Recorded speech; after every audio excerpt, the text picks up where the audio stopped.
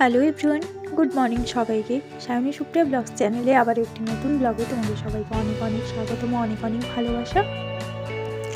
তোমরা সবাই কেমন আছো? আশা করছি ভীষণ ভালো আছো। 7 দিন হলো চ্যানেলে কোনো রকম কোনো ভিডিও আসেনি, তো আমি তোমাদের কোনো আপডেট দিতেও পারিনি। মা মেয়ে দুজনে একসাথে অসুস্থ হয়ে পড়াতে আর তোমাদের সাথে কোনো ভিডিও শেয়ার করা হয়ে ওঠেনি। প্রথমে মেয়ের শরীর খারাপ হয়, তারপর আমারও। যা ওয়েদার চলছে এখন শরীর খারাপ হওয়াটাই স্বাভাবিক। এই বসন্তের সময় প্রতি বছর আমাদের ঘরে ঘরে একটা না একটা সমস্যা লেগেই থাকে শরীর খারাপে। শীত শেষে গ্রীষ্মের শুরুতে ভীষণ রকম শরীর খারাপ হয়, তো তার থেকে এবছর আমিও বাদ যাইনি। ছোটদের মতো আমারও ভীষণ শরীর খারাপ হয়েছিল, জ্বর সাথে আবার বমি। এখনও শরীর খুব একটা ভালো হয়নি, কিন্তু তাও ভাবলাম তোমাদের সাথে একটু ভিডিও শেয়ার করি। প্রায় অনেক দিন হয়ে গেল চ্যানেলটা আমার একদমই চুপচাপ পড়ে আছে। যতবার আমি চেষ্টা করি ঘুরে দাঁড়ানোর, ঠিক কোনো না কোনো একটা কারণ এসে ঠিক আমার চ্যানেলটার ক্ষতিই করে দেয়। আমি জানি না আমার চ্যানেলটা আমি এইভাবে মনিটাইজ করতে পারবো কি না। এরকম যদি আমার সাথে হতে থাকে সেটা কিন্তু খুবই মুশকিল, কারণ এখন যা কম্পিটিশন, একদিনও ফাঁকি দেওয়ার উপায় নেই। সেখানে আমার চ্যানেলে গত 7 দিন কোনো রকম কোনো ভিডিও আসেনি। তো সবাইকে রিকোয়েস্ট করব, প্লিজ ভিডিওগুলো দেখো, তো স্কিপ করো না, প্রথম থেকে শেষ পর্যন্ত একটু কষ্ট করে দেখো। আমি জানি আমি কোনো বড় ক্রিয়েটার নই, আমার ভিডিও অন্যান্য ক্রিয়েটারদের মতো এত ভালো নয়, আমি ভালোভাবে বলতে পারি না, তাও চেষ্টা করি যতটুকু সম্ভব তোমাদেরকে তুলে ধরায় সারাদিন আমি কি করছি না করছি ওই মেয়েকে নিয়ে। তো সেটুকুই তোমাদের সামনে দেখানোর চেষ্টা করি। তোমরা সবাই প্লিজ একটু সাপোর্ট করো। মেয়ে ছোট, তাই ওর কোনো না কোনো সমস্যা লেগেই থাকে। তার উপর এবছরের যা ওয়েদার, ভীষণ কুয়াশা। সকালবেলা স্কুলে যায়, এই প্রথম বাইরে যেহেতু বাইকে করে যাচ্ছে, ঠান্ডাটাও ধরে গেছিলো, ভীষণ সমস্যা। প্রথম একটু কফ কাশি হয়েছিল, আমি একটু অল্প কিছু হলেই ওকে ডাক্তার দেখিয়ে নিই, কারণ ছোট বাচ্চা তো ভীষণ কষ্ট পায়। তার জন্য ওকে আমি ডক্টরটা দেখিয়ে নিয়েছিলাম। তো প্রথম দিন দেখাতে সেরকম কিছু প্রবলেম হয়নি, এমনি নর্মাল কিছু ওষুধ দিয়েছিল। তারপর আবার পরের দিনকে নিয়ে যাই, একটু গা গরম হয়েছিল, একটু অল্প জ্বরও এসেছিল। তো সেখান থেকে ওর যা ইউরিন ইনফেকশন থাকে সেটাও শুরু হয়ে যায়, পেটে ব্যথা। তো এরপর আবার আমার জ্বর, সবাই মিলে আমরা একটা এমন টালমাটাল পরিস্থিতির মধ্যে পড়েছিলাম যে বলার নেই।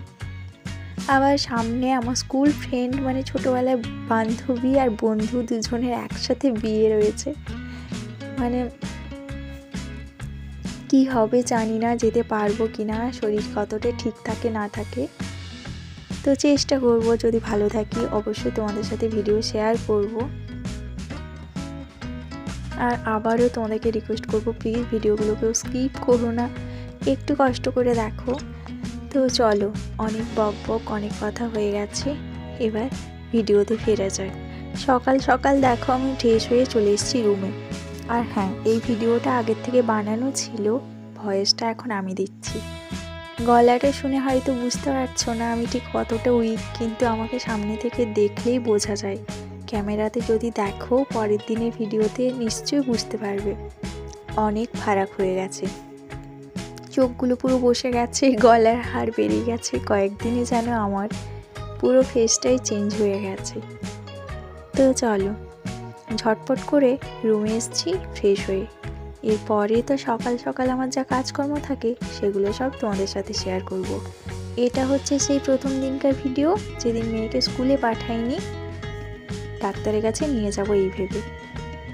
তো এখন ডাক্তারের কাছে আমি নামটা আগে লিখিয়ে নিয়েছি, 7:30 থেকে যেহেতু নামটা লেখাতে হয় ফোন করে, আগে আমি সবার আগে সেই কাজটা সেরে তারপরে রুমে এসেছি। রুমটা তো এত অগোছালো হয়ে রয়েছে বলার নেই। চলো ঝটপট করে রুমটা একটু পরিষ্কার করে নিই, তারপরে সোজা যাব রান্নাঘরে। আজকে একটু নাম লেখাতে দেরি হওয়ার কারণে আমি অনেকটা পরেই লাইন পেয়েছি। আর ওই যে বললাম না এখন ঘরে ঘরে অসুখ, সত্যিই তাই। এক এক দিন 70-75 জন এক একবারে পেশেন্ট দেখছেন শুধু সকালবেলাতে।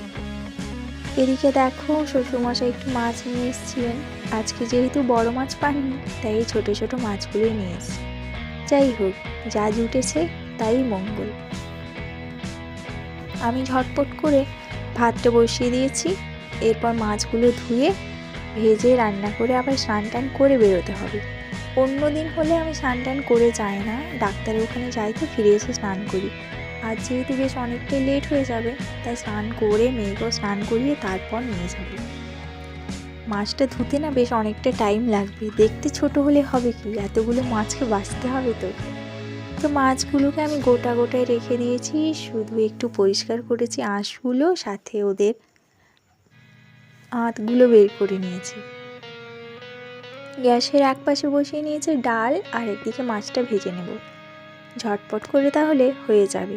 মেয়েকে একটু মুড়ি খাইয়ে দিয়েছিলাম, ও ওদিকে স্কুলের বই খাতাগুলো নিয়ে খেলছে। এখন না এই এক বেশ সুবিধে হয়েছে, কি বলতো, যে নতুন নতুন বইগুলো স্কুলে দিয়েছে না, সেগুলো দিয়ে ওকে একটু বসিয়ে দিলে বেশ অনেকক্ষণ বসে থাকে, সাথে ড্রয়িং করে, আবার দেখে দেখে লেখারও চেষ্টা করে। 1, 2 ABCD ওগুলো তো বেশ ভালোই পারে। যদিও আমি ওকে খুব একটা প্রেশার ক্রিয়েট করি না ওর মধ্যে, কারণ বেশি যদি জেদ ধরে কিছু করাতে চাই তখন হিতের বিপরীত হয়ে যাবে, আর পড়তেই চাইবে না। তাই আমি চেষ্টা করি ওর যতটা ইচ্ছে করে ততটাই করুক। এদিকে দেখো মাছটা আমার ভাজা হয়ে গেছে। এরপর আমি মশলাটা আগে বেটে এনেছিলাম, আর মশলা বলতে তো ওই একটু সর্ষে বাটা, সাথে একটু পেঁয়াজ। ছোটো মাছে তো আর কিচ্ছু লাগে না। ভালো করে মশলাটা এবার কষে নেব। সর্ষেটা না ভালো করে ভাজলে না আমার তো কেমন জানি না গন্ধ ছাড়ে আর তেতো তেতো লাগে। সেই জন্য আমি যতটা পারি, যতক্ষণ না দেখি সর্ষের থেকে তেলটা ছেড়ে আসছে ততক্ষণ পর্যন্ত আমি ওই আঁচ দিয়ে ভেজে ভেজে তার মধ্যে থেকে তেলটা বের করতে থাকি।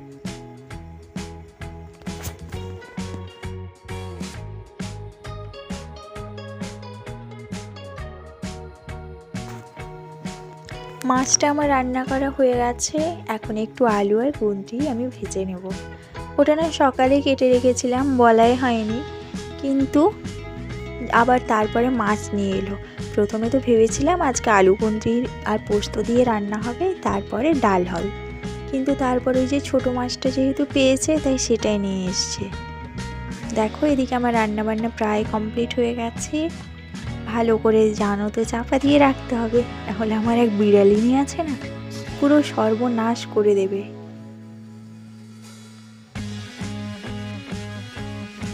তো এদিকে দেখো আমি স্নান টান করে রেডি হয়ে নিয়েছি, অল্প একটু ভাত খেয়েছি। এরপর আমরা 3 জনে মিলে রেডি হয়ে গেছি, মেয়েকে নিয়ে যাবো ডাক্তারের কাছে। এখন বাজে ঘড়িতে প্রায় দুপুর 2টো, লাইন হবে সেই 2:30-র সময়। তার জন্য তাড়াতাড়ি যাইনি, সময় করে হাতে নিয়ে বেরিয়েছি। একদিক থেকে ভালোই, দুপুরবেলাটা এখন ফাঁকা সময়, ডাক্তার দেখানোটা হয়ে যাবে। তো চলো আজকে ব্লগটা এটুকুই, আর কেমন লাগলো অবশ্যই জানিও। যদি ভালো লাগে লাইক কমেন্ট আর অনেক অনেক করে শেয়ার করে দিও।